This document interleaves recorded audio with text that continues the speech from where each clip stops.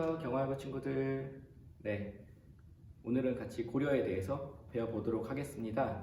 고려는 내용이 좀 많아서 우리가 두 번 살펴볼 거예요. 고려 전기와 고려 후기로 나눠 살펴보도록 하겠습니다.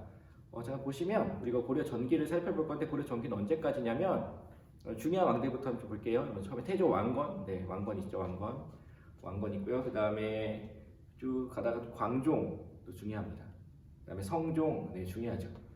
그 다음에 이제 중요하진 않지만 뭐 현종, 예종, 인종 이 세 명의 왕들도 여러분들이 알아두시면 좋을 것 같아요. 굳이 나는 세 명만 알고 싶다. 나는 왕건, 광종, 현종, 선종만 알고 싶다. 그럼 상관없습니다. 그래도 이 세 명의 왕들이 중요한 이유는 우리가 다음에 나오는 사건들이, 네, 거란의 침략, 이게 이제 성종 때부터 현종 때까지 있었던 일이고요. 그 다음에 윤관의 여진정벌, 네, 윤관의 여진정벌 예종 때 있었던 일이고요.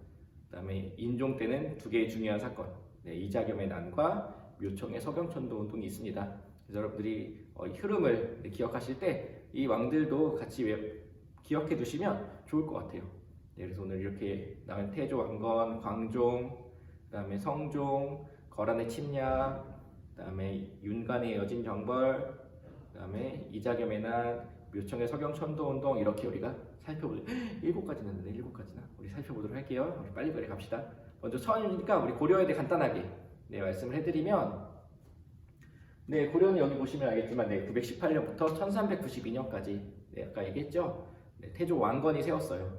왕건이 후삼국 시대 궁예, 견훤 기억나나요? 네, 그들의 후백제의 후고구려를, 네, 정리하고 신라의 겸손왕을 항복하게 하고, 이렇게 해서 고려 왕조를, 네, 후삼국을 통일해서 세우게 됩니다. 수도는 어디였어요? 네, 수도 왕건의, 네, 왕건은 어느 나라, 어느 지역의 호족이었죠? 그렇죠, 네, 왕건은 개경 지역의 호족이었죠. 지금의 개성이고요. 네, 여기 나라를 세우게 도읍을 하고 나라를 세우게 됩니다. 네, 지배층들이 좀 중요한데요. 지배층의 변화가 있어요. 그래서 우리가 오늘 전반기에 살펴볼 부분은 호족과 문벌귀족이 될 거고요. 그다음에 다음 시간에 살펴볼 부분은 무신 집권기니까 무신들과 권문세족과 마지막에 신진사대부까지 잠깐, 네, 등장을 하게 됩니다. 이 신진사대부들이, 네, 그렇죠, 조선을 세우게 되는 거죠.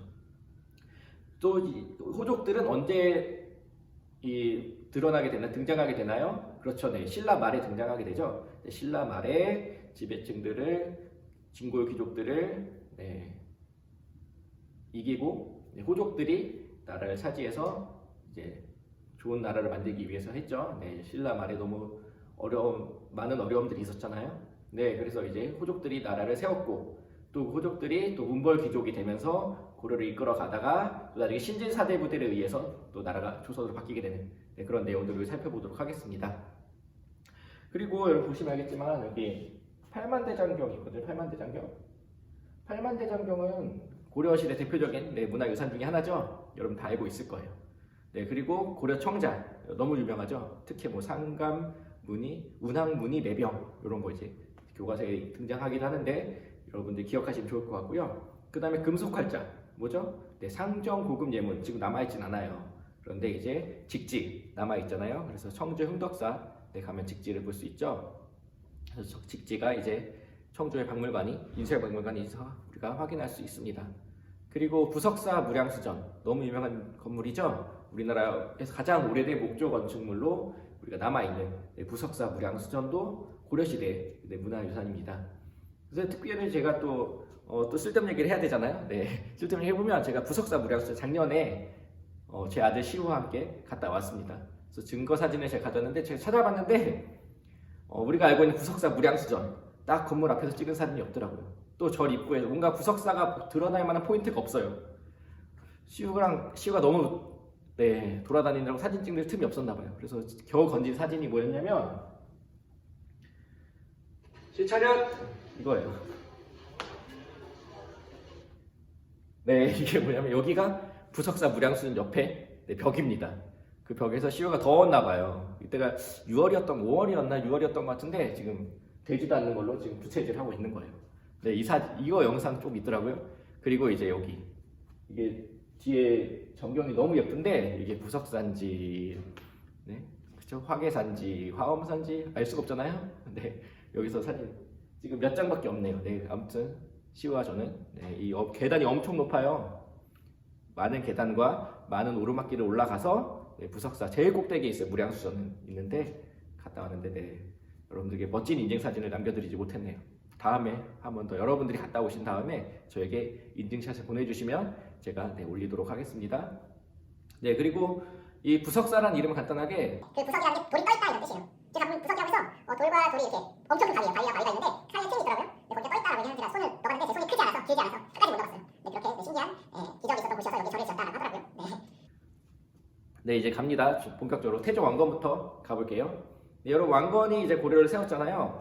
네, 왕건도 호족 출신이라고 했죠. 그래서 호족들을 이제 잘 다독여야 되고 같은 호족들 중에서 내가 왕이니까. 그리고 또 하나는 신라 말에 어지러웠던 백성들을 또 힘들었던 백성들을 잘 다독여야 되고 이런 것들이 이제 왕건이 해야 될 중요한 일들이었어요.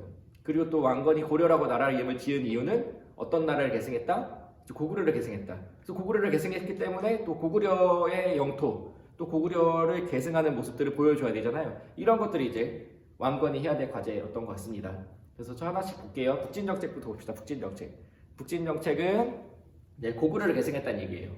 그리고 고구려의 옛 수도였던 어디죠? 네, 평양이죠. 네, 평양인데 이 평양을 여기다가 지금 서경이라고 해서 이제 개경 말고 서쪽에 있는 네, 개경이다 이런 뜻 서경이라고 이름을 짓습니다. 그래서 이 서경에서 한동안 머물러요. 1년에 몇 달 정도는 서경에서 머무릅니다. 그 정도로 서경을 중요하게 생각했고 내가 지금 우리가 힘이 없지만 곧 영토를 확장해서 힘을 길러서 고구려를 되찾겠다 이런 마음 가지고 있었던 것 같아요. 그리고 이때 또 고구려가 통일할 즈음에 발해가 멸망을 했어요. 발해는 거란족에게 멸망했거든요.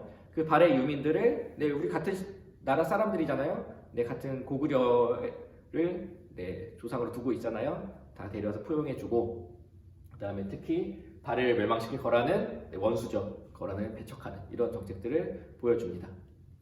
네, 그리고 이제 백성들의 삶 중요하다고 했죠. 네, 백성들의 삶을 중요하게 도와주는 게 뭐가 있을까요? 네, 세금을 낮추는 거예요. 세금을 낮추고 그다음에 어려운 백성들, 가난한 백성들을 도와주기 위해서 흑창을 설치합니다.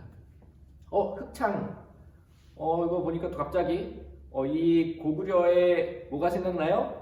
네, 그렇죠. 네, 진대법이 생각나죠. 아마 왕건도 고구려 진대법을 알고 있지 않았을까 저는 생각합니다. 그래서 그 진대법을 잘 이어받아서 흑창을 설치하고요. 또 이 흑창이 나중에 이름이 이제 의창으로 바뀌어요. 계속 이렇게 빈민들을 어려운 백성들을 구제해주는 이게 봄에 곡식을 빌려주고 가을에 갚는 제도잖아요. 네, 이런 식으로 이제 창고를 만들어서 백성들을 도와줍니다. 선생님 같이 하루에 3끼 먹고 어떤 날 2끼 먹고 과식하지 않고 딱 한 공기만 먹고 이런 사람들은 네, 쌀이 모자르지 않겠죠. 근데 배고파. 나는 하루에 5끼씩 먹을 거야. 나는 하루에 5끼 가면 야식도 먹어야 돼.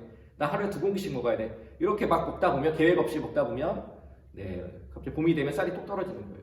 그럼 그때부터 아이고 굶어 죽을 수 없잖아요. 이제 그런 백성들을 위해서 왕건이 네, 흑창을 설치했다라고 보시면 되겠고요. 네, 그다음에 제가 호족 얘기했죠. 왕건도 호족이었어요.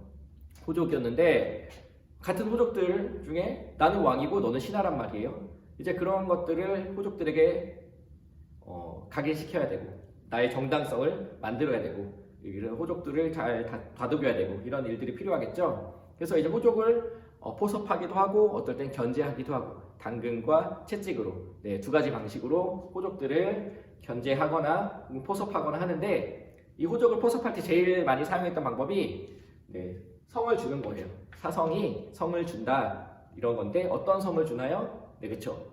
자기 왕씨 성을 주는 거예요. 너도 이제 우리 가족이야. 너 성 아무나 이때 고려시대 때 성은 아무나 갖는 게 아니었어요. 일반 평민들은 성이 없었어요. 몇몇 귀족들만 몇몇 중요한 가문들만 성이 있었거든요. 뭐 대표적인 게 뭐 경주 최씨, 그렇죠? 아니면 경주 김씨, 김해 김씨, 밀양 박씨 이런 성들은 이때 있었죠. 부여씨라던가, 네, 그렇죠. 이런 성들이 있었지만 많은 성들이 없었어요. 사람들이 대부분. 그래서 왕씨 성을 갖는다는 건 굉장히 큰 의미가 있었던 것 같습니다. 결혼을 많이 했죠. 정략결혼. 그래서 정략결혼을 통해서 호족들은 우리 가족이니까 함부로 하지 못하겠죠. 가족으로 삼으면서 결혼을 또 정략적으로 네, 이용하게 되네요. 이 현재 정책은 기인제도와 사신과제도인데요. 근데 기인제도는 여러분, 신라 시대에 비슷한 게 있었어요. 지방에 여기 이 기인제도 같은 경우는 지방의 호족의 자제들을 수도로 데려와서 인질로 삼는 거예요. 뭐 잘 먹여주고 키워줬겠죠. 네, 그래서 그 지방의 호족들이 딴 마음을 품지 못하도록 하는 게 기인제도입니다. 비슷한 게 신라 시대는 상수리제도가 있었고요. 네, 상수리제도, 기인제도 넘어온 거예요. 그리고 사신관제도는 지방의 유력한 호족을, 지방의 유력한 가문을 그 지역의 사신관으로 삼아서 이 지역은 네가 책임져라. 다만 만약에 너 이 지역에서 무슨 일이 벌어지면 너 가만 안 둘 거야. 이게 사신관제도예요. 그래서 기인제도와 사신 너무 중요합니다. 기인제도, 사신관제도 엄청 중요하니까 꼭 기억하시고요. 호족은 그래서 왕건은 이렇게 정리하시면 되겠고요. 빼먹은 게 뭐가 있나 봤더니 훈요 10조가 있네요. 왕건이 죽으면서 유언으로 내가 죽은 뒤에 너희들은 내가 이때 왕건이 29명의 아내가 있었어요. 아까 정략결혼 얘기했잖아요. 그러니까 얼마나 많은 자식들이 40명이 넘는 자식들이 있었거든요. 그래서 그들이 싸울까봐, 혹은 그들이 왕이 다툼을 벌일까봐 많이 걱정이 됐을 것 같아요. 저라도. 네, 그래서 저는 물론 한 명의 아내만 사랑합니다. 네, 제 원픽은 제 아내예요. 네, 아무튼 그런데 이제 그 왕건이 이제 걱정이 되니까 자식들에게 유언을 남긴 거예요. 그래서 이거는 조심하고, 이건 잘하고, 이걸 지키고 쭉 얘기를 했는데 여러 가지 그 중에서 뭐 불교를 중시해라 이런 얘기도 있어요. 절을 많이 만들고 또 팔관회 같은 행사도 크게 열고 이런 얘기 있고요. 또 거란은 적대시해야 되고 서경을 중요하게 생각해야 되고 이런 쭉 얘기들을 훈요 10조로 남기게 됩니다. 그래서 이렇게 보시면 되고, 네, 왕건은 이 정도로 여러분이 기억하고 넘어가시면 좋을 것 같아요. 네, 그 다음 광종으로 갑니다. 네, 광종은 이제 광종도 왕건의 아들이에요. 근데 광종은 4번째 임금이에요.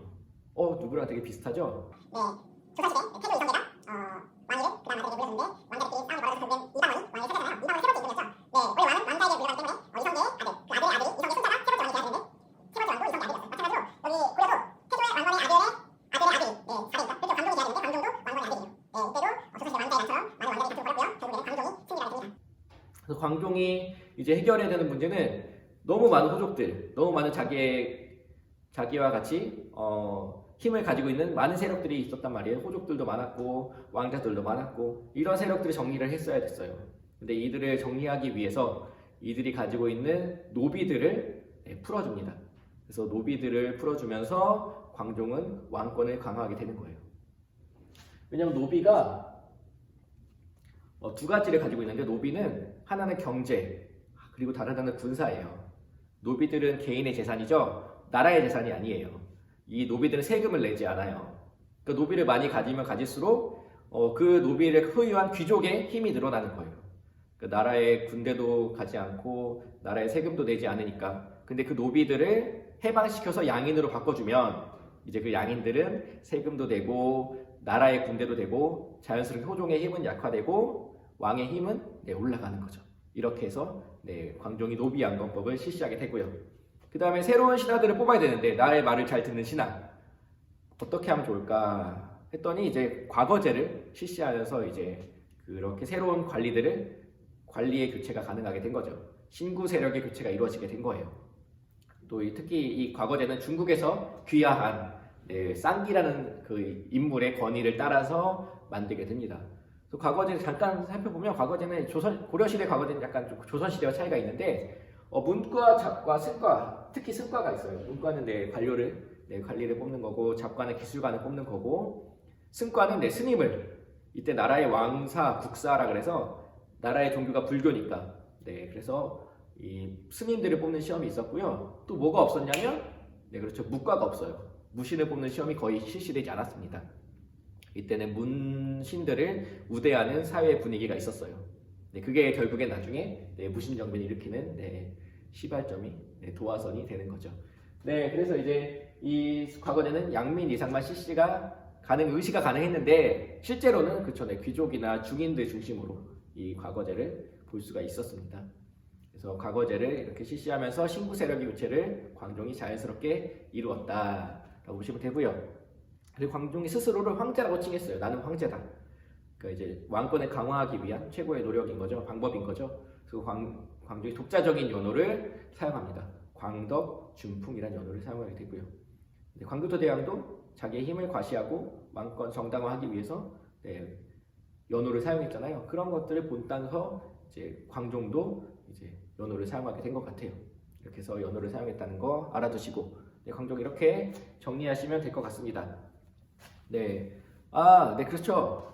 네, 과거제 얘기한 김에 더 얘기를 하면 이때 과거제를 통해서 관리가 된 귀족들, 이 귀족들이 이제 자신의 또 그런 권력을 계속 유지하기 위해서, 귀족 가문을 유지하기 위해서 두 가지 혜택을 또 얻어내게 돼요. 하나는 음서고 하나는 공운전인데, 음서는 시험 없이 바로 관리가 되는 거예요. 내 아빠가 높은 관리였거든요. 그럼 나도 그냥 바로 금수저 들고 관리되는 거고요. 공운전은 월급을 땅으로 받았잖아요. 이때는 그 월급 받은 땅을 나라에 은퇴한 뒤에 반납해야 되는데 반납하지 않고 갖는 거예요. 그래서 공운전이 있으면 왕에게 나라에 다시 반납하지 않고 계속 내 소유가 되어서 계속 땅이 늘어나는 거죠. 이렇게 두 가지 귀족들이 혜택이 있었기 때문에 귀족들은 이때는 뭐 잘 태어나면 우리 아빠가 귀족이면 나도 귀족이고 일해야 되고 공부 안 해도 되고 과거 시험 안 봐도 되고 일단 시작부터 다른 거죠. 그러니까 고려 사회에 어떻게 보면 신라보다는 발전했지만 아직까지 조금 권력이 평등하게 민주주의로 가는 평등하게 나눠지는 그런 과도기 속에 있다라고 보시면 되겠습니다. 그래서 여러분 문벌 귀족의 두 가지 중요한 혜택 이것도 알아두셔야 되고요. 광종까지 했네요. 그다음 성종으로 가볼까요? 성종은 최승로의 시무 28조를 기억하시면 돼요. 경주 최씨예요. 최승로가 육득품 육득 출신 가문의 후손이었어요. 그래서 최승로가 이때 성종이 건의를 합니다. 나라를 잘 다스리고 싶은데 어떻게 해야 될까? 신하들에게 너희 다 제안서 가지고 와. 너희가 내 주최한 포트폴리오 보고 너희가 내 보고서 보고 그 중에 가장 좋은 거 뽑을 거야. 그럼 그 관리는 내가 높은 관리관직에 임명해 줄 거고 그 관리가 제안한 대로 나라를 운영할 거야. 성종이 이렇게 얘기를 했어요. 그래서 그때 뽑힌 사람이 최승로입니다. 최승로가 무려 28가지 얘기를 했는데 결론은 뭐냐면 불교는 폐단이 많다는 거예요. 불교의 폐단은 좀 줄이고 불교의 과도한 불교 행사 때문에 백성들이 많이 또 착취를 당했던 것 같아요. 그 불교 행사를 줄이고 이제 유교 중심으로 나라를 바꿔야 된다. 그게 이상적인 나라를 세울 수가 있는 거다라고 최승로는 얘기했어요. 왜냐하면 아까 이게 육두품 출신이라고 했잖아요. 중국에서 공부한 그런 유학자들, 중국의 유학을 받아들인 사람들이에요. 그래서 이제 최승로도 유학을 중심으로 해야 나라가 더 발달할 수 있다라고 생각을 했던 것 같아요. 그래서 이제 성종이 이걸 받아들여서 시행을 합니다. 팔관에 이제 하지 마. 너무 백성들 힘들게 하는 거 하지 마. 이렇게 하면서 이제 유교 중심으로 나라를 운영해 나가고요. 그래서 이제 그러면서 이제 중앙 관제를 정비합니다. 지방 제도도 정비하고요. 무슨 제도를 많이 정비해요. 그게 성종 때. 조선시대 성종도 마찬가지예요. 성종은 뭔가 완성했다. 나라의 기틀을 만들었다. 이렇게 여러분들 보시면 되겠습니다. 그래서 당의 제도를 모방하는데 당나라는 이때 3성 6부제였어요. 3개의 성이 있었고 6개의 부가 있었습니다. 그렇게 나라 조직을 만든 거예요. 근데 우리는 그걸 비슷하게 따서 2성 6부제로 만들게 되고요. 그리고 국가 행사에 유교 의례를 도입하고 이제 팔관회를 폐지합니다. 우리가 그래서 중앙관제 당나라의 것을 모방했다고 했잖아요. 그걸 잠깐 살펴보도록 할게요. 몇 가지 중요한 포인트가 있어서 그것만 짚고 넘어가겠습니다. 2성 6부제인데 중서 문화성, 원래 당나라는 중서성, 문화성 나눠져 있어요. 근데 고려는 중서 문화성 하나로 합쳤습니다. 중서 문화성에서 국정을 총괄하는 거예요. 그래서 여기에 문화시중이라 그래서 우리 신라의 중시 시중 기억나나요? 신라의 왕을 도와서 집사부라고 하는 그런 부서 있었죠. 시중이 국무총리 같은 역할을 했는데 이제 고려로 넘어오게 되면 문화시중, 문화성에 중서문화성에 대표란 뜻이에요. 국무총리 같은 역할을 하는 거예요. 이 문화시중을 중심으로 이제 국정이 운영되고요.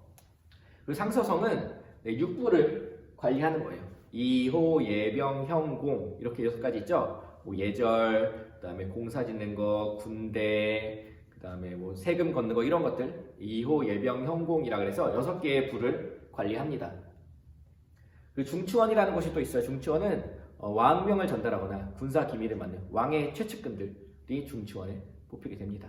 이런 것들이 있고요. 이건 이렇게 보시면 되고 또 고려에만 있는 중요한 회의기구 도병마사와 식목도감 국방의 문제를 담당했던 도병마사. 근데 이게 점점 이제 나라의 중대사를 결정하게 되고요. 식목도감은 법칙 뭐 이런 것들을 규칙 이런 것들을 관장하던 회의하던 그런 기구였는데 이 도병마사 식목도감이 당나라에는 없는 고려에만 있는 그런 회의기구 독자적인 고려 스타일에 맞춰서 만든 회의기구예요. 그리고 이제 대간이라는 업무가 중요한데 대간은 아까 얘기했죠 중서문화성에 있는 낭사라는 관리들과 여기는 안 나왔지만 어사대가 이제 마치 의금부 같이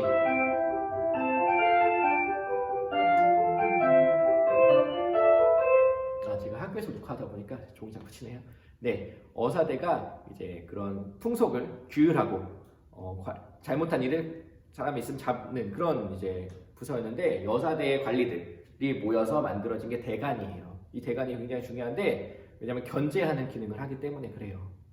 관리들의 비리를 감찰하고 왕에게 조언을 하고 이런 것들을 할 수 있는 관리를 두었다는 겁니다. 굉장히 좋은 제도죠. 그래서 이 대간이 이제 그런 걸 우리가 서경권이라고 하는데 이걸 가지고 있는 관리예요. 비슷한 게 조선시대에 있어요. 조선시대에는 대간이라고 부르지 않고 그런 관리들을 삼사라고 불러요. 뭐 사간원, 사헌부, 홍문관 이렇게 세 개의 이제 부서를 삼사라고 부르는데 그 삼사가 이제 조선시대에서는 이 고려시대 대간과 같은 역할을 합니다. 그럼 고려시대에 삼사가 없나요? 삼사 있죠. 삼사 있는데 고려시대의 삼사는 회계에 관련된 일을 맡았다고 해요. 고려시대 삼사와 조선시대 삼사는 다르다는 거. 그리고 고려시대 대간과 하는 일과 조선시대 삼사가 하는 일이 같았다는 거. 이렇게 여러분들이 기억하시면 좋을 것 같아요. 이 정도만 기억하고 넘어갑시다. 네, 지방조직 성종 때 이제 시작을 쭉 해요. 거의 완성됐다고 보시면 되는데 이제 보시면 이제 성종이 12목을 설치합니다. 중요한 도시에 목을 두는 거예요. 지금 우리나라는 광역시가 있죠. 광역시 같이 중요한 도시들, 인구가 많고 위치가 좋은 이런 도시들을 이제 12목이라 그래서 목을 설치해서 지방관을 파견합니다. 목사가 되는 거예요, 목사. 네, 목사. 네, 그리고 이제 가장 중요한 건 오도 양계인데 북쪽에 양계를 뒀어요. 북계, 동계 이렇게 양계를 두고요. 그 밑에 오도를 둡니다. 뭐 지금의 경상도, 전라도, 충청도 이런 것들을 말해요. 그래서 오도와 양계를 두고 양계는 북쪽이니까 북쪽으로 올라가면 거란족도 있고 여진족도 있고 중국도 있고 여기는 항상 전쟁이 일어나 싸움이 많은 그런 지역이에요. 그러니까 여기는 병마사라고 군대를 좀 더 군사력을 가지고 있는 병마사를 파견해서 요충지엔 또 진이라는 군사지역을 설치해서 국방의 역할을 잘 지키는 그런 역할을 했고요. 오도에는 이제 안찰사를 파견해서 주군현이라는 행정국을 나눠서 이제 오도를 다스리게 됩니다. 이렇게 보시면 되고 물론 안찰사도 군사력을 가지고 있어요. 지방관이 파견된 주현이라고 나와 있죠. 이때는 주현이라는 개념과 속현이라는 개념이 있는데 모든 마을에 지방관을 파견하지 않았어요. 여기 광주같이 큰 도시에는 지방관을 파견합니다. 그런데 여기 광주 옆에 뭐 쌍용리, 그다음에 뭐 도평리 이런 리까지는 파견하지 않는 거예요. 그래서 지방관이 파견된 주현, 그리고 지방관이 파견되지 않은 속현 이렇게 나눠서 속현을 관리하는 사람이 주현에 파견된 지방관인 거예요. 이렇게 해서 주현 하나에 속현 여러 개를 묶어서 그러니까 속현의 개수가 더 많았겠죠. 그래서 이렇게 해서 지방을 운영했고요. 속현은 그러면 실제로 그 지역을 출신 향리들이 권력을 가지고 있었습니다. 지방에서는. 그래서 지방관과 향리들이 지방을 통치했다라는 거 기억해 두시면 되겠네요. 특수행정구역으로 향, 부곡, 소라는 곳이 있습니다. 여기는 한번 이곳에 태어나면 이사를 가지 못해요. 계속 여기서 살아야 되고요. 자기 마을마다 맡겨진 업무가 있어요. 뭐 대장간처럼 그런 농기구를 만들어내야 되는 곳도 있었고, 농사만 지어야 되는 곳도 있었고, 나라에서 이제 특별히 이제 이런 몇 개의 마을을 향, 부곡, 소라고 정해서 어떤 지역은 말을 안 듣는다 마을이, 그럼 그 마을을 부곡으로 임명해 버리기도 하고, 이 마을에서 계속 잘하고 배신할 기미도 없고 사람들이 계속 우리도 일반 평민으로 해달라고 하면 또 부곡을 일반 마을로, 일반 군과 현으로 올리기도 하고, 이런 일들을 통해서 이제 고려가 지방을 다스리게 돼요. 그 특수행정구역이 향, 부곡, 소라는 거 기억하시고요. 군사제도는 네, 힘드네. 오랜만에 막 다다다다다 하려니까 쉽지 않네요. 근데 여러분 이렇게 다다다다 해야, 이거를 정리해야 여러분 수능 볼 수 있잖아요. 그래서 우리가 역사가 엄청 많아요. 우리 70만 년 전 구석기부터 시작했죠. 지금 이제 고려 왔잖아요. 이제 고려 한 1100년, 1170년까지 가야 되니까 왔는데, 앞으로 남은 또 1000년이 또 있습니다. 그래서 여러분들 힘들지만 화이팅 하시고 잘 들으시면서 정리하시면서 이렇게 시기별로 쭉 중요한 사건들 중심으로 좀 암기도 하시고 이해도 하시고 하면서 역사 공부를 좀 해나가시면 좋겠어요. 네, 군사제도 빨리 하고 넘어갈게요. 여기 저도 제일 싫어요. 저는 정치 중에서 조직이 제일 싫어요. 지방 조직, 그 다음에 중앙 조직. 너무 싫어요. 빨리 합시다. 네, 군사제도는 2군 6기, 중앙군이에요. 중앙군 2군 6기라고 부르고요. 이성 6부제랑 비슷하네요. 네, 중앙제도는 이성 6부제, 중앙군은 2군 6기. 네, 이렇게 기억하는 거죠 뭐. 주현군, 주진군. 그래서 5도에 파견된 군대는 주현군, 양계에 파견된 군대는 주진군. 이렇게 해서 지방군대도 나눠져 있습니다. 이렇게 해서 우리가 무사히 넘어갔고요. 이제 거란의 침략부터 가보도록 합시다. 어제 운동을 했더니 몸이 걸려서 네, 보도록 합시다. 네, 이제 거란의 침략부터 볼 건데요. 우리가 거란의 침략 많이 들어본 인물들 나올 거예요. 그래서 여러분들 중요한 내용들만 탁탁탁 하고 넘어가도록 합시다. 보시면 1차, 네, 거란의 1차 침략부터 보시면 되는데, 거란은 발해를 멸망시켰죠. 네, 발해를 멸망시켰고요. 그래서 굉장히 큰 세력이에요. 근데 여기 유목민족이에요. 나라를 만들어서 제도를 만들어서 이렇게 계속 나라를 운영하기보다는 이제 배고프면 쳐들어오고 또 배부르면 다시 자기네 나라 돌아가고, 약간 유목민족, 유목적인 스타일을 가지고 있습니다. 그래서 이들이 이제 세력이 엄청 강할 때도 엄청 강했다가 또 약할 땐 약했다가 이런 상황이었는데, 이 고려가 있을 당시에 북쪽의 거란족이 세력이 점점 커지고 있을 때였어요. 왜냐면 그 중국에 송나라가 있는데, 송나라도 고려처럼, 고려에는 어떤 시험이 없다 그랬죠? 네, 문과가 없다 그랬죠? 네, 송나라도 마찬가지였어요. 송나라도 무신들을 무대하지 않았어요. 다 문신들 위주로 나라를, 문치주의라고 하는데 송나라의 문치주의. 그래서 송나라도 무신들이 차별 대우를 많이 받았고요. 고려도 마찬가지였고요. 그러다 보니까 이제 국방력이 많이 약했던 것 같아요.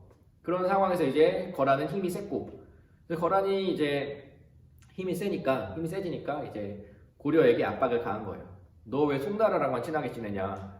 우리랑도 거래를 하자. 근데 우리 고려는, 네, 우리나라 사람들은 유목민족이랑은 거래를 많이 안 했어요. 대부분 다 중국과 거래를 했죠. 이제 얘기가 통하니까. 근데 이제 거란이 이제 압박을 가하는 거예요. 너희 송나라랑만 친하게 지내고 우리랑 친하게 지내지 않는데 안 돼. 우리랑도 친하게 지내. 송나라랑 그만 친하게 지내. 너희 안 그러면 우리가 쳐들어갈 거야, 경고를 합니다. 그런데 계속 이제 우리는 거란의 요구를 무시하고 송과만 친하게 지내는 거죠. 그때 이제 거란이 쳐들어옵니다. 그래서 쳐들어왔어요. 이제 거란이 쳐들어오니까 이제 우리나라 고려의 귀족들이 난리가 난 거예요. 빨리 거란이 요구한 대로 해주자. 무슨 전쟁이냐, 우리 힘도 없는데. 그런 상황에서 이제 서희가, 아니 싸워보지도 않고 어떻게 화친을 하느냐. 일단 싸워보고 저들의 요구가 무엇인지 잘 들어보고 그 다음에 우리가 판단해 늦지 않다. 그래서 서희가 군대를 데리고 나갑니다. 그래서 한번 싸웠어요. 안용진이라는 곳에 싸웠던 것 같아요. 네, 거기서 서희가 한번 이겨요. 거란도 움찔한 거예요. 방심했다가 당한 거죠.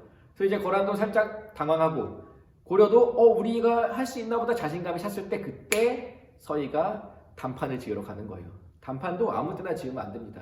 뭔가 협상의 카드를 가지고 있을 때 지어야 되는 거예요. 서희가 그때 단판을 짓게 된 거죠. 그래서 서희가 너희가 요구하는 것이 무엇이냐? 우리는 쳐들어오려는 게 아니고 고려를 쳐들어오는 게 아니고 친하게 지내는 거 싶은 것뿐이다. 근데 너희가 친하게 지내지 않는다고 하니까 우리가 어쩔 수 없이 온 거다. 서희가 그때 얘기합니다. 우리가 너희랑 친하게 지내고 싶었는데 여진족이 중간에 껴있잖아. 그 여진족을 몰아내주면, 그리고 여진족이 그 살고 있는 땅도 원래 우리 땅이었어. 우리 고구려 계승한 나라거든. 근데 그 땅을 여진족이 차지하는 바람에 지금 안 되는 거야. 거래 못 하는 거야. 너희가 이 여진족 쫓아내주고 그 땅 우리에게 주면 우리가 그러면 이제 거래할 수 있지 않을까? 교류할 수 있지 않을까? 그때 이제 서희가 얘기를 한 거예요. 그래서 이제 거란에서 그 여진족을 쫓아내주고 서희는 이제 친하게 지내는 약속을 하긴 했어요. 약속을 하긴 하고 이제 거란이 돌아갑니다. 우리는 강동 6주를 얻었죠. 그래서 형식적으로는 겉으로는 4대 관계를 체결하게 돼요. 물론 4대 관계라고 해서 정말 우리가 거란을 엄청 높은 나라로 섬기고 우리가 떠받들고 이런 게 아니에요. 그냥 형식적인 관계고 이제 실제로는 교류를 좀 하자 이런 얘기를 한 거예요. 거란 입장에서 좋은 거죠. 송나라에게 했던 것처럼 거란이 고려에게도 해주려고 하니까 아니 뭐죠? 네, 고려가 송나라에게 했던 것처럼 거란에게도 고려가 해주려고 하니까 이제 거란도 좀 신나서 우쭐해서 간 거예요. 그걸 이용한 거죠. 네, 잘했네요. 네. 그래서 이제 갔는데 약속한 대로 고려가 사실을 따박따박 보내나요? 안 보내요. 똑같이 예전과 똑같은 상황이 된 거예요. 네, 그래가지고 이제 거란이 또 쳐들어올 와야겠다 생각을 하는데 이제 2차 어떤 일이 있었냐면 강조라는 사람이 있었어요. 신하인데 힘이 센 신하였어 이때. 강조라는 신하가 강감찬과는 좀 다릅니다. 신하가 있었는데 이때 현종이라는 왕이 이제 등장하게 돼요. 이때 목종이라는 왕이 있는데 이 목종이 후사가 없었어요. 근데 목종의 엄마가 천추태후라는 사람이에요. 드라마로도 나왔던 것 같은데. 네, 천추태후인데 이 천추태후가 자기 아들이 목종이 있는데 바람이 난 거예요. 신하와 김치향이라는 신하와. 그래서 그 사이에 아들이 태어났어요. 근데 목종이 죽으려고 해요? 그러니까 목종은 걱정이 되는 거예요. 내 왕위를 사촌 동생이었나? 네, 갑자기 생각이 안 나네요. 내 왕위를 물려줘야 되는데 현종에게 물려줘야 되는데 지금 목종이 천추태후가 김치향과 짜고 자기가 김치향에게서 낳은 아들을 왕위로 앉히려고 하는 거예요. 그때 목종이 안 되겠다. 내가 나의 신하인 강조를 불러서 이들을 제거하고 내 왕위를 굳건하게 지켜야겠다. 그리고 내 후사를 만들어야겠다 생각을 했는데 강조가 와서 목종의 말을 듣고 왔어요. 천추태후와 김치향 일파를 제거하고 목종도 제거를 합니다. 그러더니 현종이라는 왕을 세운 거예요. 네, 갑자기. 네, 그래서 현종이 왕이 돼요. 근데 이제 이 사실을 거란이 쭉 보고 있다가 이때다. 가서 내가 혼내줄 타이밍을 잡고 있었는데 요때다. 현종 아직 잘 모르고 강조가 정변을 일으켰으니까 내가 이걸 구실로 현종을 도와주면 현종이 거란과 친하게 지낼 수 있겠지 뭐 이런 생각을 했던 것 같아요. 그래서 거란이 군대를 끌고 내려옵니다. 그래서 엄청나게 내려왔어요. 그래서 현종은 일단 군사력이 없으니까 강조밖에 없죠. 강조, 나라의 가장 힘이 센 강조에게 맡기고 현종은 피난을 간 거예요. 근데 강조는 싸우다 죽습니다. 그리고 현종에게 돌아와라. 다시 개경으로 돌아와라. 그리고 친하게 지내자. 약속하면 나는 돌아가겠다. 이제 거란이 얘기한 거예요. 그래서 돌아가는 길에 양규라는 장군이 또 잠깐 활약을 하고요. 이러면서 이제 거란의 2차 침략이 어영부영 끝나게 돼요. 현종이 돌아왔고요. 그래서 이제 현종은 불교를 잘 믿었던 왕건의 그런 마음을 이해했던 왕이었던 것 같아요. 그래서 현종이 우리 부처님의 힘으로 거란을 물리칠 수 있지 않을까? 우리가 그동안 부처님께 너무 소홀히 했던 것 같다. 그 대장경을 만들기 시작합니다. 이게 초조 대장경이에요. 그러면서 거란의 침략을 물리칠 기도를 하는 거죠. 네, 그런 상황 2차 침략 끝났고 이제 또 거란이 계속 약속했던 대로 자꾸 고려가 이행을 안 하는 거예요. 현종에게 와서 인사하라고 했는데 안 오고 또 교류하자고 교류 안 하고 그러니까 거란이 또 이제 너희 강동육주 달라고 한 게 이유가 그거잖아. 근데 또 안 오고 그래서 이제 거란이 강동육주를 다시 빼앗겠다. 그러면서 또 쳐들어온 거예요. 쳐들어와서 3차 침략인데 이때는 이제 고려도 준비를 많이 하고 있었죠. 또 쳐들어올 텐데 그때 이제 등장하는 인물이 강감찬입니다. 네, 강감찬이 이제 귀주대첩을 일으켜서 강을 이렇게 뚝을 막아놨다가 을지문덕의 살수대첩과 비슷해요. 터뜨려서 돌아가는 길목에 숨어 있다가 덮쳐서 이제 얍얍얍 해서 매매를 한 거죠. 그래서 그 귀주대첩으로 강감찬이 크게 승리를 거두고 네, 거란은 소득 없이 돌아가게 되고요. 이제 또 거란이 또 언제 쳐들어올지 모르잖아요. 그러니까 이제 개경에 나성을 쌓고 천리장성을 쌓아서 거란의 침략을 대비를 한 거예요. 이렇게 해서 거란의 침략으로 우리가 큰 위기를 겪었지만 네, 우리 고려의 백성들과 귀족들이 힘을 합쳐서 이 위기를 잘 겪어냅니다. 근데 이 위기를 겪어내는 과정에서 우리가 얘기했던 서희, 강감찬 이런 인물이 다 문벌 귀족들이에요. 무신들이 아니고 문신들이에요. 문신들이 전쟁이 일어나면 또 모자 바꿔 쓰고 말 타고 쳐들어 나가는 거예요. 이렇게 되니까 자꾸 문벌 귀족들의 힘이 어떻게 되겠어요? 더 높아지는 거예요. 잘했거든요. 장군으로서, 지휘관으로서 역량이 뛰어나거든요. 그러니까 문벌 귀족들의 위세가 점점 더 등등해지게 되는 겁니다. 네, 이런 상황에서 또 이제 문벌 귀족 출신이었던 윤관이 또 등장하게 되는데, 윤관이 여진 정벌을 하면 이제 거란이 좀 잠잠해졌다 싶더니 이제 여진이 또 이제 들고 일어나는 거예요. 그래서 여진족이 계속 그 북쪽의 양계 지역을 계속 침범해 오니까 안 되겠다. 윤관이 우리가 군대를 만들어서 여진을 정벌하고 아예 여진을 몰아내고 그 땅을 우리가 개척하자. 이렇게 해서 윤관이 여진족을 정벌하고 동북구성을 만들게 됩니다. 근데 너무 북쪽이었어요. 이제 춥잖아요.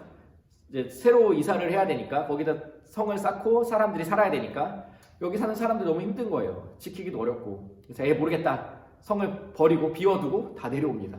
못 살겠다. 추워서. 그러니까 이 여진족이 쳐들어오기도 하고 이 성은 사람들이 살려고 하고 우리 고려 사람들이 안 살려고 하고 그러니까 여기 어려운 거예요. 이 동북구성을 만들긴 했지만 유지하기가 너무 어려운 거죠. 그래서 여진족이 계속 이제 이것만 주면 동북구성만 주면 이 여진족은 성 쌓는 기술이 없었던 것 같아요. 이거 있었나? 네, 거의 없었던 것 같아요. 이런 기술이 고려시대 또 고구려가 성을 또 기가 막히게 쌓거든요. 고구려의 성은 정말 유명했어요 이 당시에.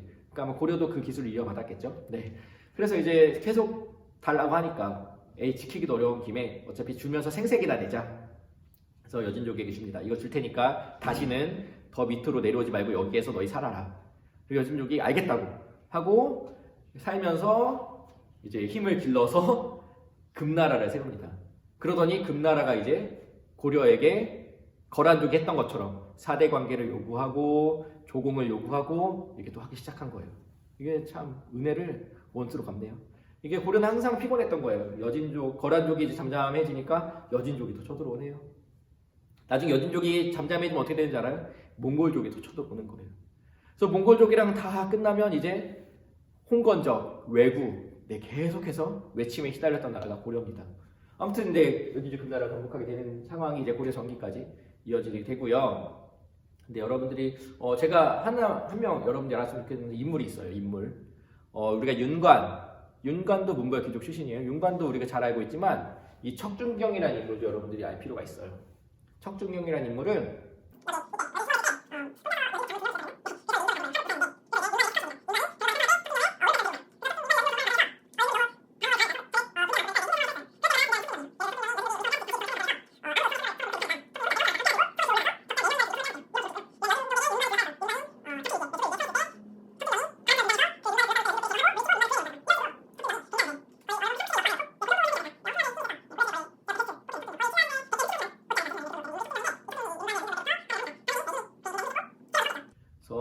거의 군사력을 척준경이 관장하고 있다 해도 과언이 아닐 정도로 힘이 컸겠죠. 그런 척준경을 기억하시고 넘어가면 좋을 것 같네요. 그래서 이제 윤관의 여정벌이 잘 끝나고 이제 문벌 귀족의 동요인데 이제 이렇게 계속 서희 죄송합니다. 서희, 강감찬, 그다음에 윤관 이런 식으로 문벌 귀족들이 계속 활약을 하면서 점점 힘이 강해지는 거예요. 근데 이 문벌 귀족들에겐 두 가지 혜택도 있었죠. 음서제도와 공음전. 그러니까 이들도 문벌 귀족들끼리 결혼도 자기들끼리 하는 거예요. 이 권력을 나눠주지 않으려고. 그러니까 점점 이제 귀족의 세력이 공고해지고 문벌 귀족들의 힘이 탄탄해지고 자꾸 그렇게 나아가니까 이제 딴 마음이 드나 봐요. 이제 문벌 귀족 사회에 모순들이 발생하기 시작을 합니다.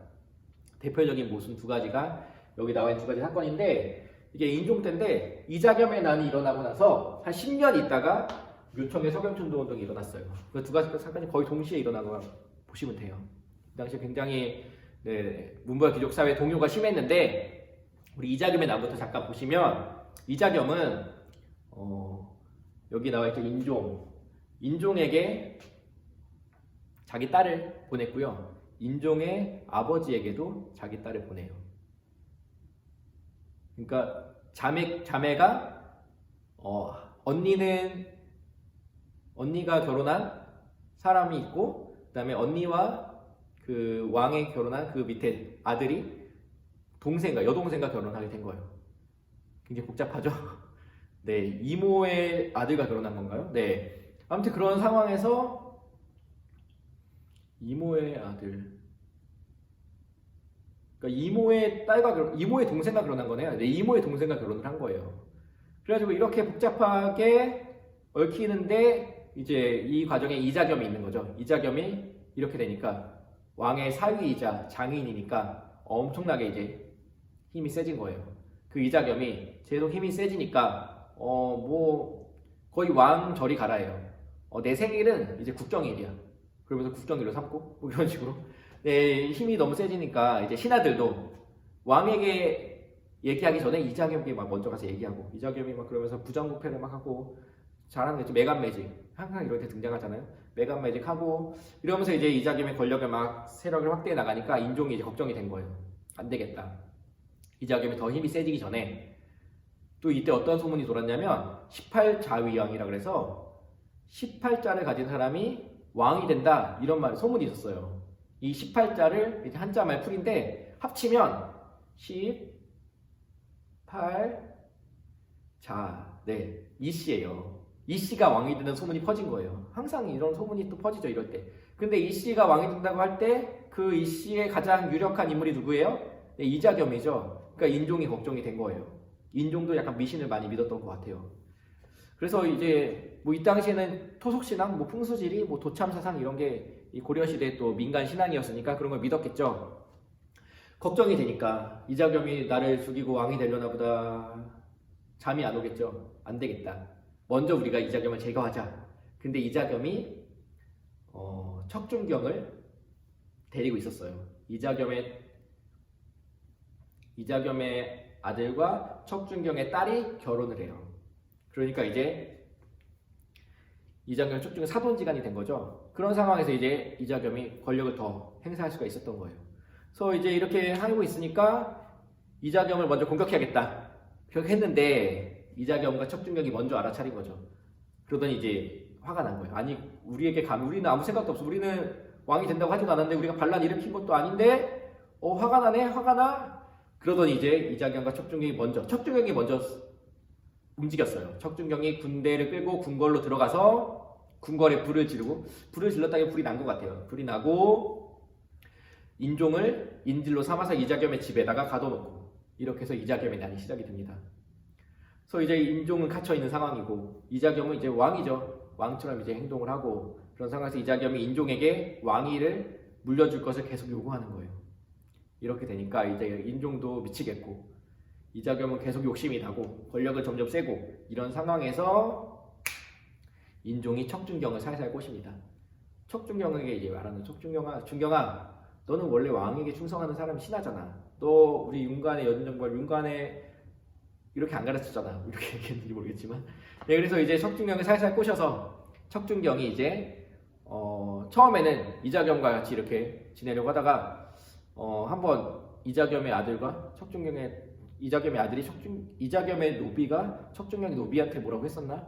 둘이 사이가 틀어지는 사건이 벌어져요. 그러면서 척준경이 이제 안 되겠다. 내가 비록 궁궐을 불태우는 실수도 했고 이자겸에게 빌붙어서 지금 권력을 유지하고 있지만 인종이 말한 대로 내가 이자겸을 몰아낸다면 나는 어제는 역적이었지만 오늘은 영웅이 되는 거다. 내가 오늘은 충신이 되는 거다. 그렇게 생각을 하고 척준경이 이자겸을 제거하게 됩니다. 그래서 인종은 힘들이지 않고 이자겸을 제거하게 된 거예요. 근데 또 인종 옆에 있던 신하 중에 정지상이라는 신하였던 것 같아요. 이제 뭐라고 했냐면 척준경은 이자겸을 제거한 공은 1일 정도 해당이 된다면 궁궐을 불태운 죄는 100이다. 그러니까 척준경을 그대로 둬도 안 된다. 척준경을 유배를 보냅니다. 인종이. 그래서 척준경은 결국엔 이용당하다가 유배를 떠나게 돼요. 척준경의 인생이 이렇게 마지막에 이렇게 끝나게 되는데, 아무튼 이렇게 해서 이제 이자겸의 난이 평정이 되고, 그러면서 이자겸의 난에서 살아남은, 또 이자겸을 제거하는 데 공을 세웠던 신하들이 이제 높은 관직을 얻게 된 거죠. 이렇게 해서 이제 문벌 귀족들이 세력을 키워가는 상황에서 이제 정지상이 라이벌이 이때 등장을 하게 되는데, 김부식이라는 사람이 등장을 해요. 그런 상황에서 이제 김부식은 하나 얘기 안 했네요. 그 중요한 게 있는데, 이자겸이 금나라와 자기 권력을 유지하려고 금나라가 요구한 사대 관계를 맺어버려요. 그래서 금나라에게 사신도 보내고, 그래서 이자겸은 자기의 권력을 굳히는, 강화시키는 방법으로 금과의 사대 관계를 인정하는 또 이 결과를 맞게 됩니다. 근데 금나라와 사대 관계를 맺으면 우리 고구려를 이어받던 고려는 그 정신을 잃게 되는 거죠. 근데 그 정신을 지키고 싶었던 신하들이 있었겠죠. 그 신하들이 이제 서경 세력, 서경파가 되는 거예요. 대표적인 인물이 묘청, 스님이고, 정지상 이런 인물들이네, 백수한 이런 사람도 있고요. 금나라의 사대가 웬 말이냐. 이제 이자겸이 죽었으니까 금나라에 대한 사대 청산하고, 이제 금나라를 오히려 정복하고, 우리가 고구려의 옛 모습을 되찾고, 지금 해야 된다. 지금이 기회다라고 생각했던 사람들이 있었어요. 그러면서 이제 친제 건원까지, 우리 황제국으로 돼야 된다. 다시 황제국으로 올라가자. 이런 얘기까지 한 거예요. 그런데 이것을 반대하던 세력들이 개경에 있었던 이제 김부식을 비롯한 사람들인데, 이들은 지금 이렇게 나라가 아직 혼란스러운 상황에서 저 여진족을 금나라를 공격하는 게 말이 되냐. 일단은 이걸 인정해 놓고 후위를 도모하자. 지금은 나라 안정이 우선이다. 이렇게 생각했던 사람들이 있었어요. 그리고 이 서경파들이 얘기를 왕이 들어준다면 권력의 축이 개경에서 서경으로 넘어갈 것을 두려워했던 거예요. 이런 여러 가지 갈등 속에서 서경파들이 먼저 왕에게 이제 얘기를 하고, 특히 정지상, 이 척준경을 제거하는 데 공을 세웠잖아요. 정지상의 말을 왕이 많이 믿어줬어요. 그래서 이제 이들이 풍수노참 사상을 내서서 이제 개경의 길지가 쇠했다. 개경에 궁궐도 없잖아. 이런 얘기를 하면서 이제 서경에다가 궁궐을 짓고 새롭게 시작하면 서경의 기운을 받아서, 고구려의 기운을 받아서 우리가 여진족도 정벌할 수 있고 금나라 정벌할 수 있고 우리가 황제의 나라가 될 수 있다. 인종이 또 여기에 혹한 거예요. 그래서 그럴까? 그래서 이제 궁궐을 짓습니다. 궁궐을 막 열심히 지어요. 완성이 돼가고 있어요.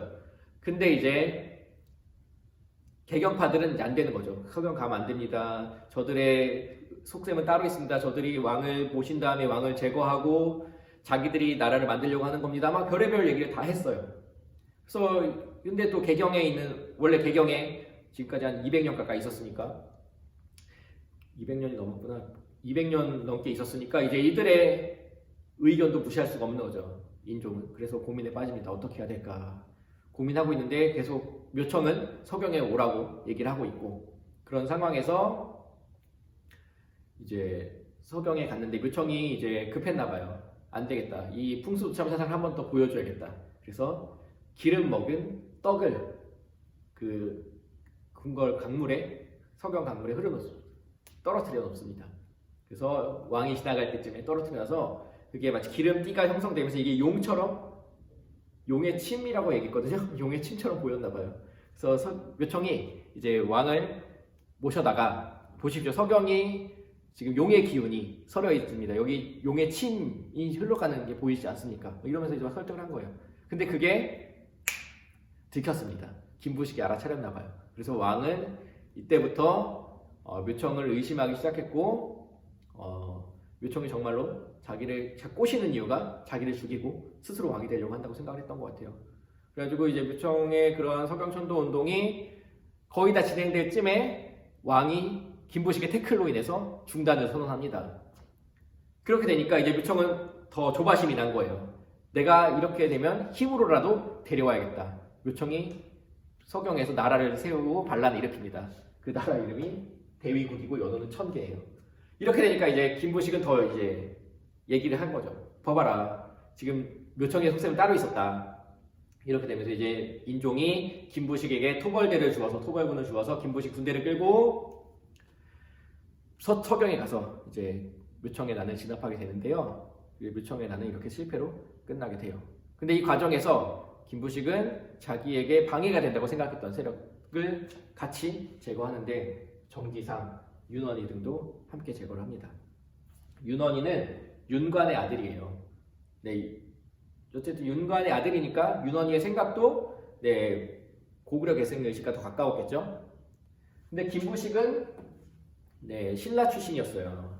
그러니까 아무래도 고구려 계승 의식이 좀 약했던 것 같아요. 그리고 유학자였고 그러다 보니까 이제 결국에는 세력이 나눠져서 갈등이 있었고 결국에는 갈등 끝에 김부식의 개경파가 승리를 거두게 됩니다. 이게 이제 묘청의 서경천도 운동이에요.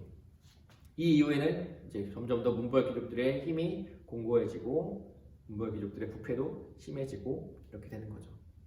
이렇게 해서 우리가 간단하게 이 묘청의 서경천도 운동까지 살펴봤습니다.